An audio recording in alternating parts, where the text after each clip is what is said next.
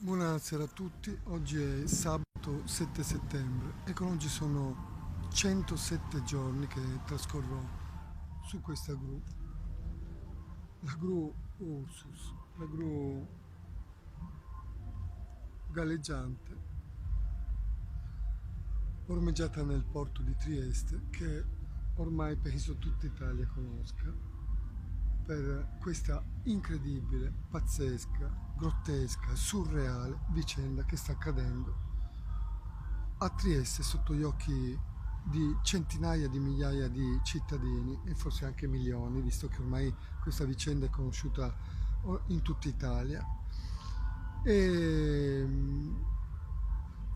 e come vedete qui sta minacciando un temporale e avete visto che in questi giorni non sono riuscito neppure a fare un video proprio perché qui si esce, si entra da un temporale all'altro, da uno stratempo all'altro.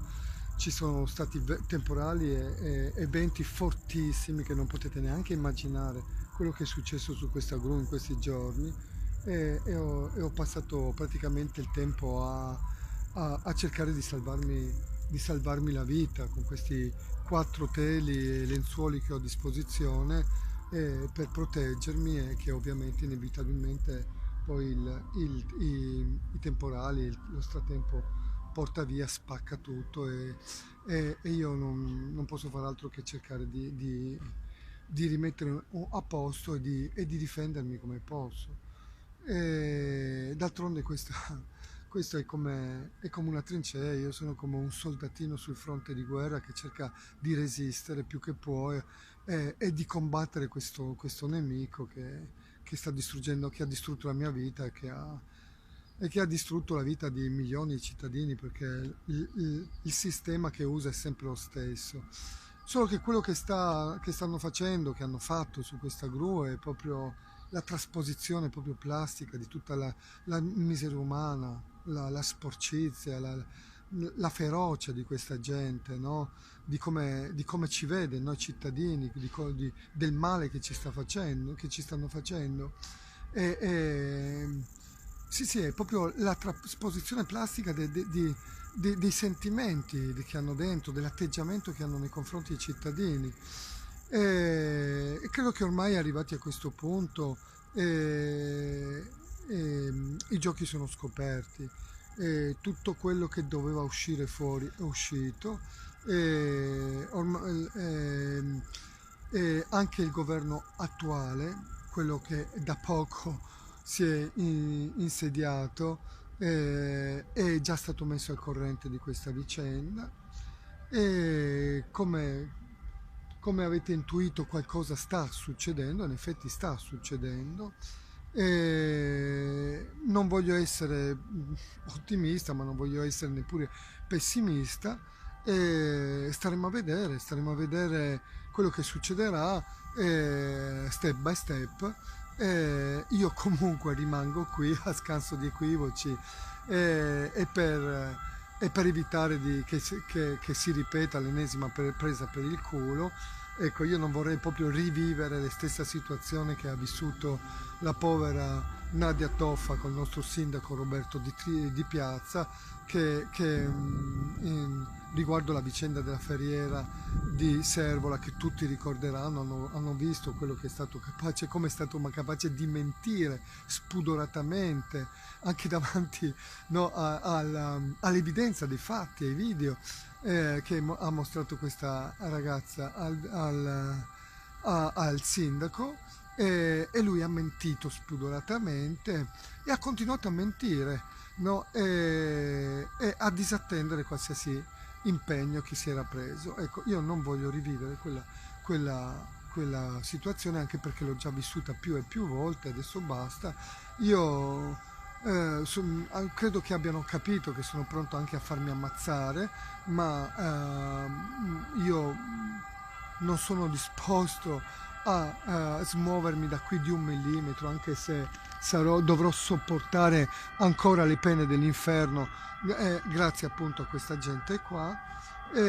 Io credo che ormai Beh, insomma, sicuramente la questura di Trieste è forse la più informata di tutti dei fatti, di quello che è successo, quello che ha fatto il sindaco, di come hanno fatto precipitare questa situazione, di quello di come ha gestito questa situazione il prefetto Valerio Valenti, di come l'ha fatta precipitare anche lui, in parte anche lui, anche se in piccola parte, ma insomma anche lui ha fatto precipitare questa situazione. Come sapete ci ha messo 43 giorni per fare una telefonata al sindaco, e questa è una roba che non si può accettare nel 2019 in un paese civile, una roba del genere, no? E sapendo benissimo che la situazione era già presa per i capelli, già al limite era già oltre, già prima era già oltre, figuriamoci adesso dopo 107 giorni. Cioè hanno dato una dimostrazione di qualcosa di veramente allucinante, quello che hanno fatto in questa città. Ma va bene così, vuol dire che perché molta gente, molti cittadini hanno aperto gli occhi davanti a questa situazione, hanno capito, sono andati a sfrugugliare di loro spontanea volontà. Questa è stata la cosa bella e interessante di questa vicenda, che ci sono stati cittadini, semplici cittadini, che sono andati a battere la porta della prefettura, a battere la porta del sindaco, sono andati a informarsi, a chiedere, a capire da soli, e hanno capito molto bene con chi avevano a che fare. Erano scandalizzati, vi dico io che erano veramente scandalizzati e agghiacciati delle risposte che si sono sentiti dare da questa gente e di quello che hanno visto e sentito proprio con le loro orecchie. E questo è stato utile, e va bene così. E, e sicuramente io continuerò la mia guerra su questa gru, e non saranno certo quattro troll scalcagnati nel nostro sindaco, col loro linguaggio volgare, violento, minaccioso, calunnoso, offensivo, a dissuadermi. E non sarà neanche Tele4, anche loro ormai hanno adottato questo sistema di stile troll, no? Dell'offesa, della calunnia, della censura, no? C'era gente che telefonava per avere gente molto tranquilla, abbiamo tutte le registrazioni, gente tranquilla che chiedeva di questa vicenda, e questi che gli chiudevano il telefono in faccia, maleducati, fino in ultimo, come abbiamo visto, a questa cosa disgustosa, che sono riusciti anche a sdoganare il suicidio in diretta. Ed è anche inutile che questo direttore Luigi Baciali cerchi di, insomma, mettere in qualche modo una toppa, per paura che arrivino denunce. Le denunce arriveranno comunque, per induzione al suicidio, perché è inutile che si nasconda dietro il fatto che nella concitazione delle telefonate la telefonata non era concitata.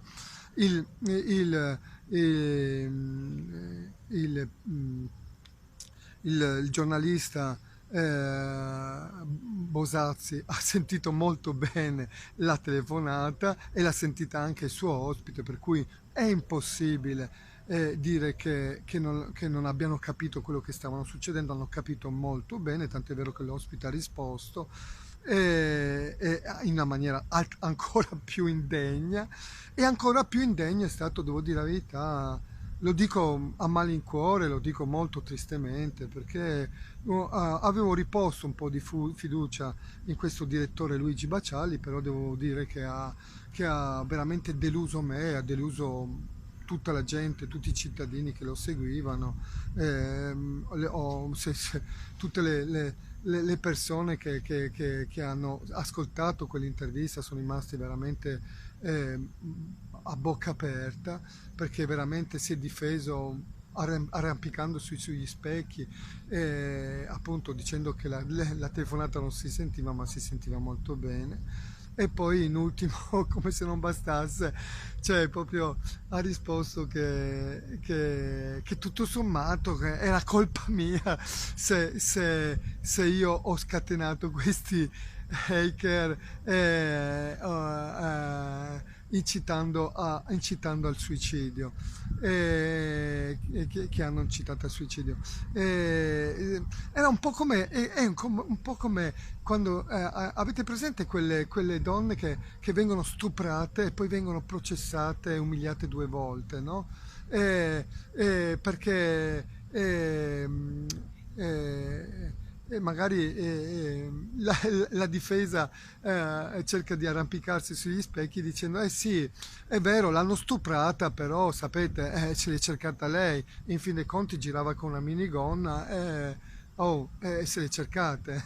È un po' questo discorso qua ha fatto Baccialli, e ha fatto accaponare la pelle, insomma, ma come fai a dire a giustificare qualcuno che incita a suicidarsi suicidarsi qualcun altro e lo giustifichi dicendo beh un po' se l'è cercata, sai, se lui non protestava e allora capite il messaggio che voleva passare Baccialli è che non dovete protestare perché sennò scatenate l'ira degli hacker e poi vi dicono che vi offendono, vi calunniano, vi incitano al suicidio. No, non protestate, state zitti, scendete giù e parlate con me, con Baccialli, come se Baccialli potesse risolvere qualche cosa. Ma Baccialli sappiamo benissimo che io l'ho ringraziato per l'invito che mi ha fatto, senza dubbio, di fare un'intervista con lui, ma io non è che scendo dalla gru per parlare con Baccialli,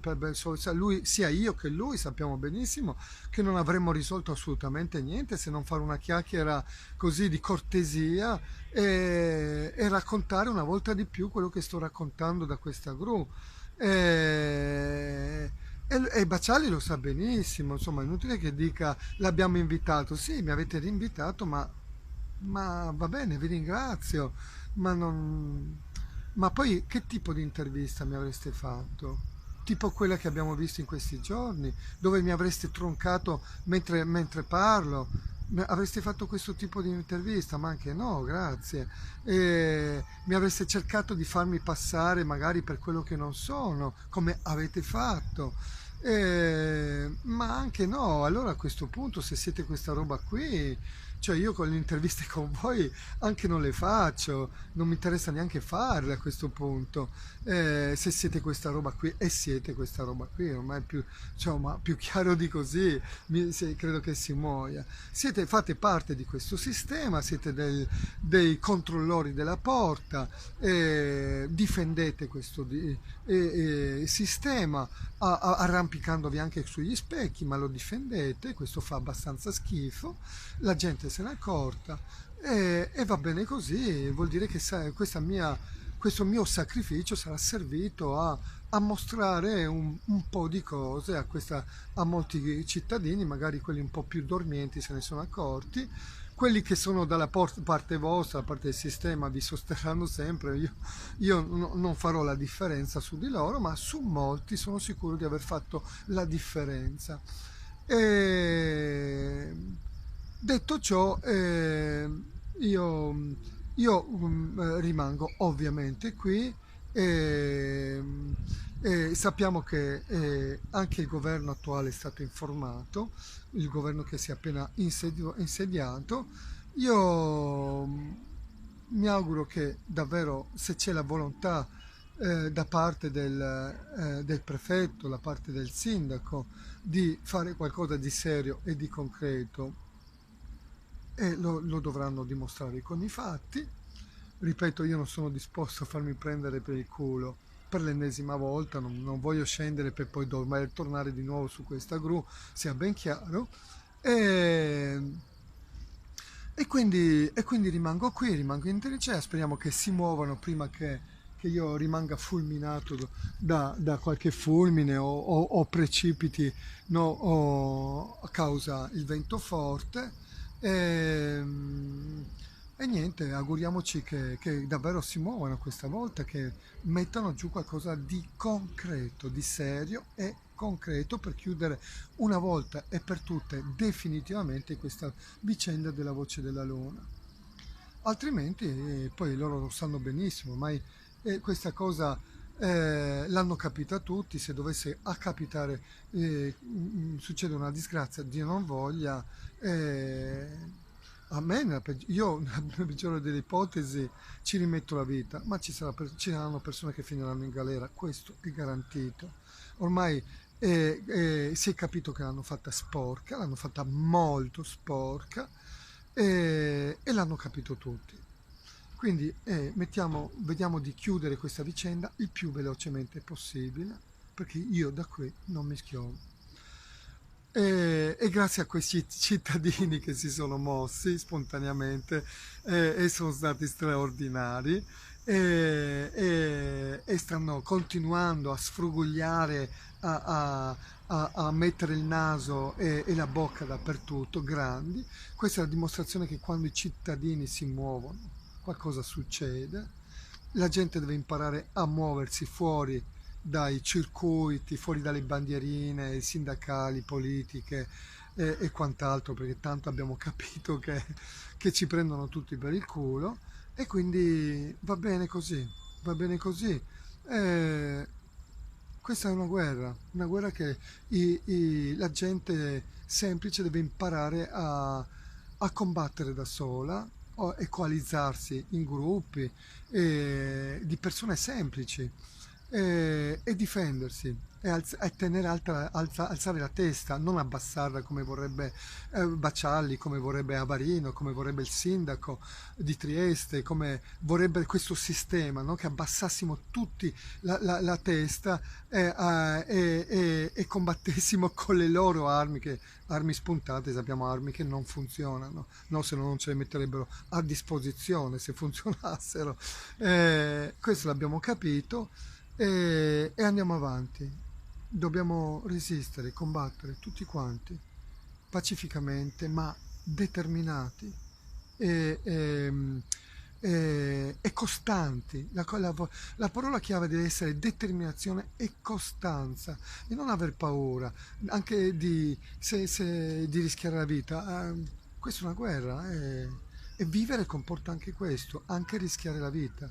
Se noi rischiamo la vita ogni minuto dalla nostra nascita, se ci rendessimo solo conto di questo, che noi rischiamo la vita ogni minuto della nostra vita da quando nasciamo. Perciò vediamo di rischiarlo bene, no? Questa vita, no? Di riporre bene questo rischio. Ecco, e niente, a domani. Buon weekend a tutti quanti.